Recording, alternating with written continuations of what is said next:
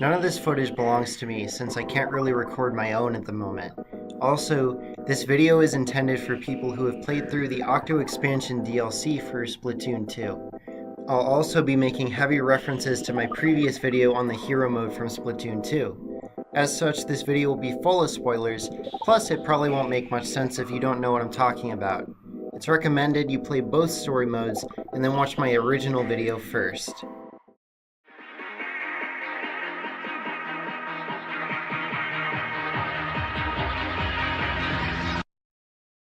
Even though Hero Mode turned out to be disappointing, Splatoon 2 was still a super successful game.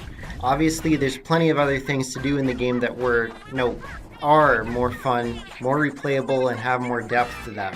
The hole the campaign left in my heart was healed up in no time, basically, but it was brutally ripped open again on March 8, 2018, when Nintendo revealed the Octo expansion with a freaking awesome trailer. He also had this to say about the new single-player mode. You may think you know everything about the world of Splatoon, but these waters run deep, and so does the lore.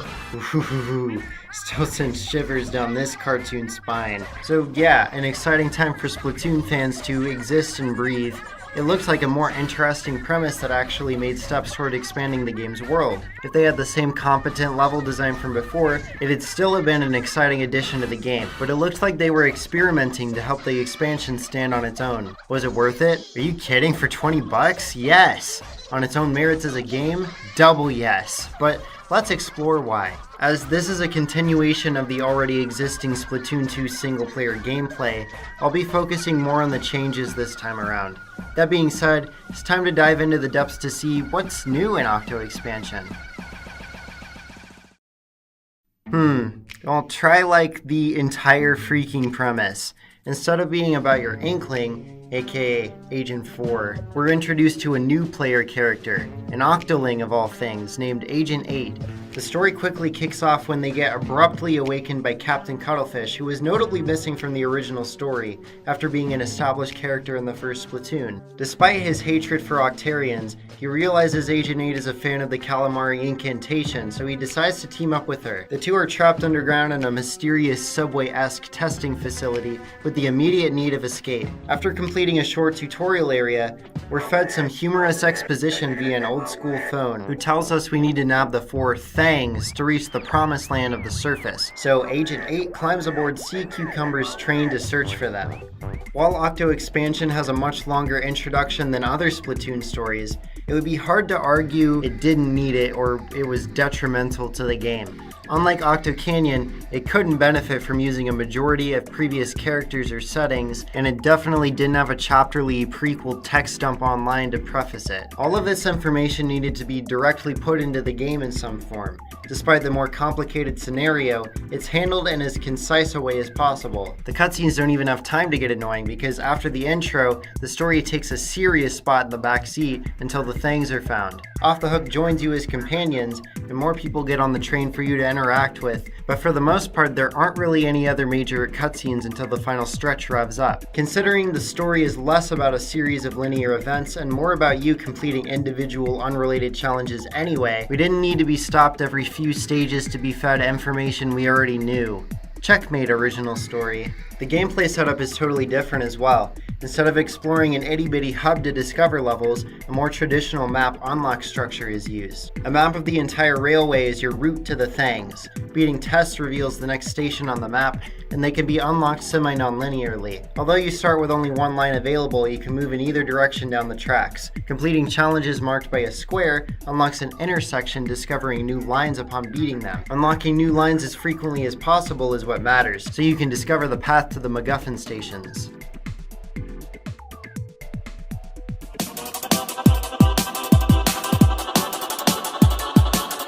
Let me tell you, there are significantly more stages in Octo expansion, about 3 times as there were in Octo Canyon, and they come packed with all different types of challenges. There are action-y stages that are more like what we're used to. You might have to defeat waves of enemies. They might give you an infinity special to platform to the goal. You might have to push back to get a Rainmaker to an enemy team's goal. There's levels where you need to carefully carve a stack of crates to look like a shape, shooting targets, rail riding, having no gun and dodging enemy goop. and the more thoughtful 8-ball escort missions. They really went wild with chucking even wilder concepts at a wall and trying to flesh them out. And you know what? It works. It really works. Ideas that felt out of place in the original story mode feel right at home here. Maybe it's just because instead of being deceived into solving some puzzles in the middle of an action sequence, they're straight up, yeah, this is a puzzle? I don't know. But really the stages never have any time to irk me because they're all more bite-sized. If I was going to argue any objectives feel out of place, I would say the boss fights should probably be removed.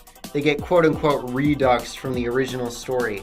They get slightly altered to be more challenging, but it's really the reuse of content that keeps me from being even remotely interested in them. In addition to this, the Thang stations are self-contained areas made just for collecting the 4 Thangs. If you argued that there should at least be a challenge before reaching them or that beating the bosses should unlock them, I wouldn't necessarily disagree or agree with you.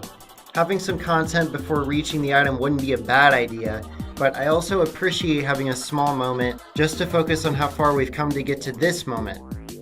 I think that the stages being smaller and having a variety of tasks to do is also one of the reasons they're far more difficult as well. Since Splatoon 2 had been out for about a year before Octo expansion was released, not to mention it being locked behind a paywall, the developers probably felt comfortable making the DLC more difficult to complete. But it also feels like they wanted this mode to be more brutal from the beginning, which is reinforced by various design decisions implemented throughout the game. First of all, CQ points, money, are liberally heaped on the player. Collecting eggs adds to their total, completing tests adds to their total, and Sea Cucumber gives the player points for unlocking new rail lines. The reason for this is that the player has to pay to access each of the stations. If they lose all their lives, they can pay to get another set and restart from the current checkpoint. That's right, not from the very beginning, from the current point that they're at. This is so much better than before. In the original mode, every stage gave the player 3 lives, and when they lost them all, they were kicked out of the stage to start over. This felt really arbitrary, like a way to add difficulty where it wasn't needed, you know? In Octo expansion, losing all your lives doesn't boot you out automatically. It requires you to pay to try again. At first, I wasn't really a fan of this system. I felt that paying the fee once should allow the player to have unlimited attempts, especially with how hard this mode can be at times. The skip system is ultimately what convinced me this might be alright. After 2 payments and then basically getting 2 game overs, you're given the choice to pay again to skip the test. This was most likely put in to help less experienced players make some progress, and its inclusion is debatable since lazy players can abuse this and finish the mode without putting in very much effort. The money is the key to this. Since you need to pay to try again or pay to skip the challenges have a certain addictive quality to them and basically egg you on to try again. Even trying to skip has a small prompt in case you want to tough it out. Skipping the stage also has some negative ramifications, as in addition to basically wasting money to get an easy out, they give you a faded mem cake instead of a normal one. Since Agent 8 has amnesia, mem cakes are used to describe some of the lore surrounding the character. They have excellent poetic prose to go with them, plus they're just super adorable. Getting a faded one keeps the player from seeing its description, meaning the punishment for not completing a stage is missing out on potential lore. All of this being said, I think we can all agree that there's some points where the difficulty crosses the unreasonableness line. An obvious example is the now hated Girl Power Station, which puts you against a whole swarm of Octolings at once to protect an orb for 1 minute. The stage is infamous for ramping the already high difficulty up to an 11, and it feels like an oversight, a big, massive, huge one. Or maybe, I don't have any way to find out, but just maybe, it was one of the main reasons a skipping option was added in the first place.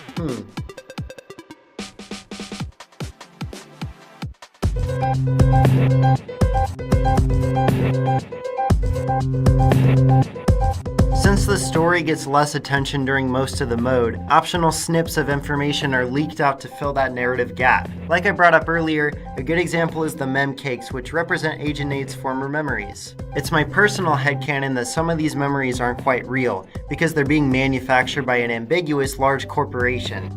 There's not really any evidence to support this, but I do think this Octoling having memories of regular Inklings and turf wars is a little bit suspicious. But maybe that's just me. This isn't really commenting on anything that's actually part of the story, so let's move on. The chat logs between Pearl, Marina, and Captain Cuttlefish are all superbly penned, and they reveal backstories for all 3 of those characters. It describes how Cuttlefish fought in the Great Turf War of long ago, and tells us how Pearl and Marina met, as well as their early musical careers.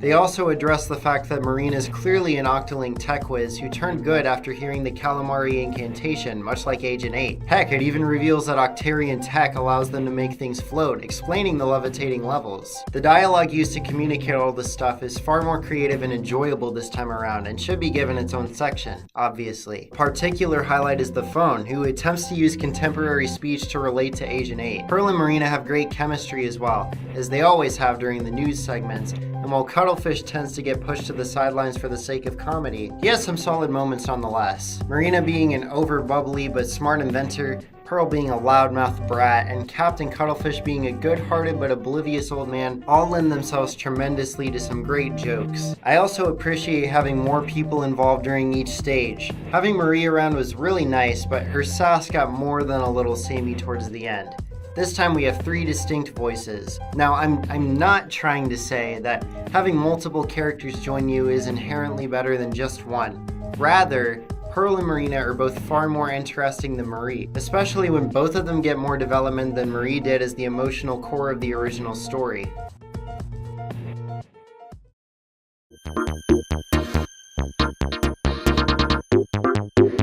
Since I kind of glossed over discussing the graphics and music of the game in my last video, I wanted to take the time to compare the 2 story modes in these departments. In Octo Canyon, we have a very bright tone set for the whole adventure. The color palette is neon tinted and vibrant, naturally brought to the forefront by the gameplay, since knowing where the different colorful ink pools are is the main worry for the player at any given moment. The music is also incredibly bouncy, full of unique, ear-grabbing sounds.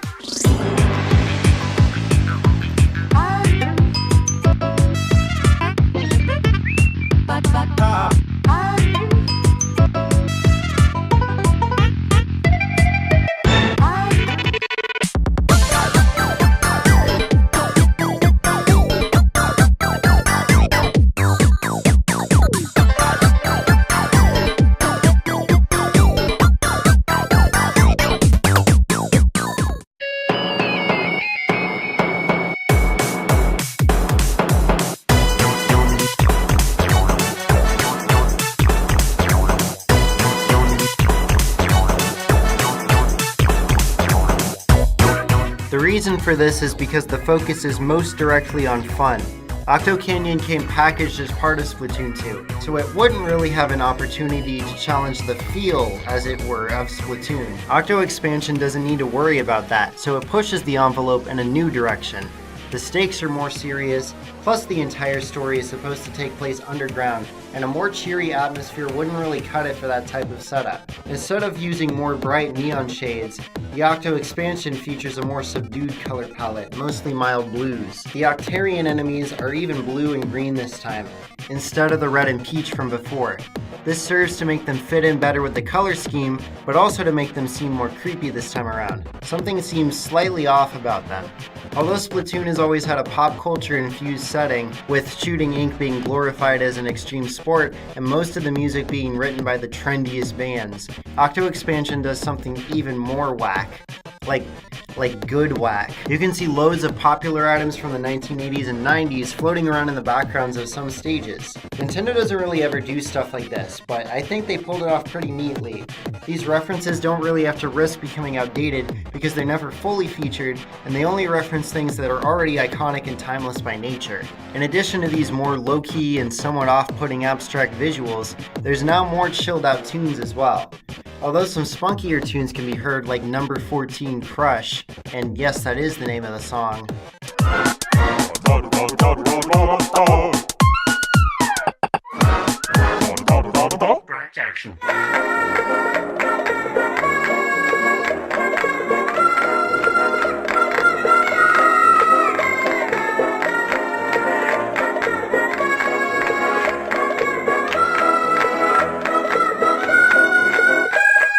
The songs tend to favor being more ambience-driven, more bass-heavy, or even melancholic at times.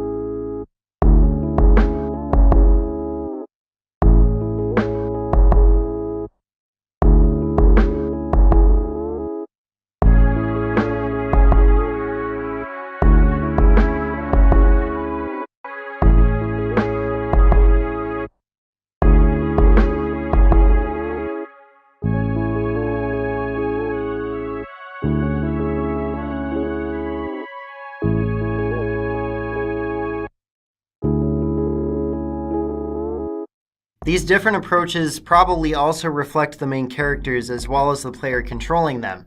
Yeah, I'm talking about the implied you. Although Octo Canyon features your Inkling as the silent main character, Marie is supposed to be the real focus. This means that Agent 4 is pretty much automatically emotionally detached from anything that happens, with no real obligation to take anything seriously. Heck, they aren't even forced to finish that mode to get anything substantial besides some replica gear. Thus, the more fun tone ensues during that game to keep things light. Meanwhile, Agent 8 has no choice but to take things more seriously, or they'll never see the surface world.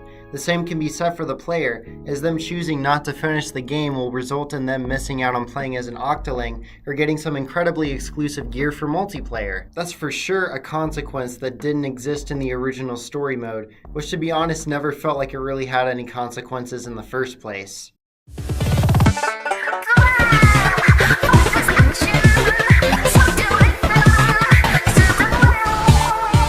Despite having 80 challenges to complete, finding the Thangs doesn't require all of them to be beaten or even touched.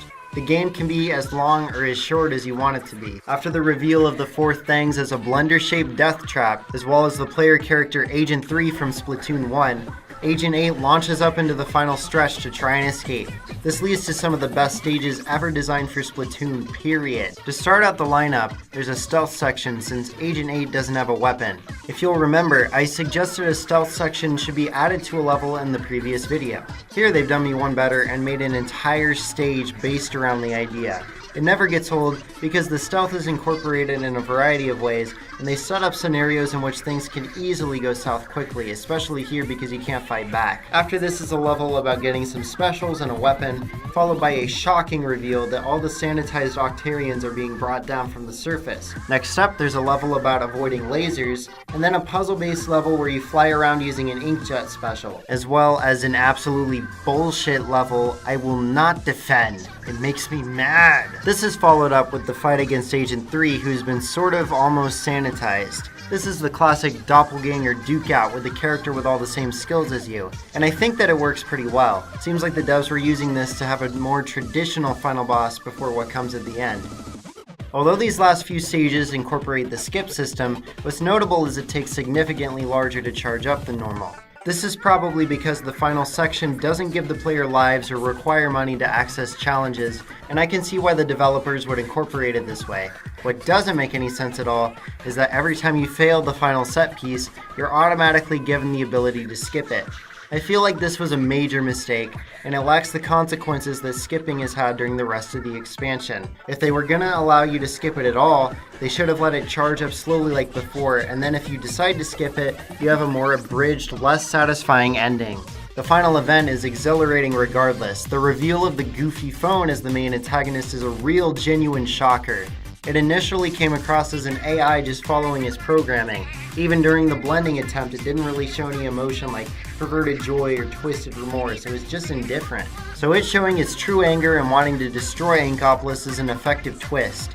The ending sequence is also notable for how loosely it plays with the fourth wall. It's framed as a turf war, and like a turf war, it lasts exactly 3 minutes. Pearl's beam attack is also mimicking the results fanfare of a typical online match. This is a super fun and action-packed finale and caps off the mode with a great sense of relief. It's great to know that things of consequence can happen in the Splatoon universe and that Agent 8 actually saved the world instead of crashing an evil concert or whatever.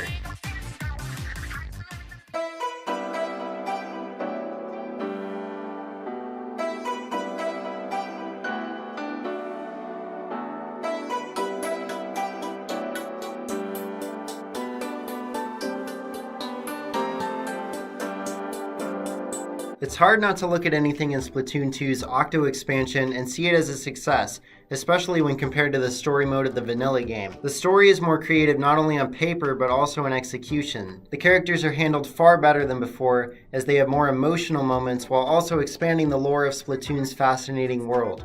The atmosphere is also way more unique compared to the original as well, with an arguably more memorable approach taken this time around. Although there were some shortcomings as far as the skipping option and maybe some places where the difficulty went more than a bit too far, this is honestly the definitive single-player campaign for Splatoon, in my opinion, as of the making of this video.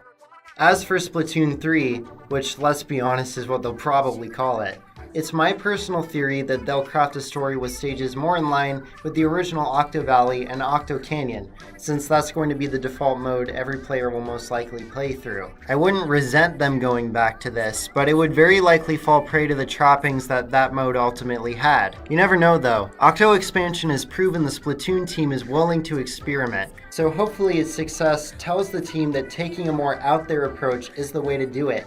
Either way, I'll probably make a video on it, even if it lets me down. Thanks for taking the time to watch these couple of videos. I hope you enjoyed them. Have a nice day. Bye!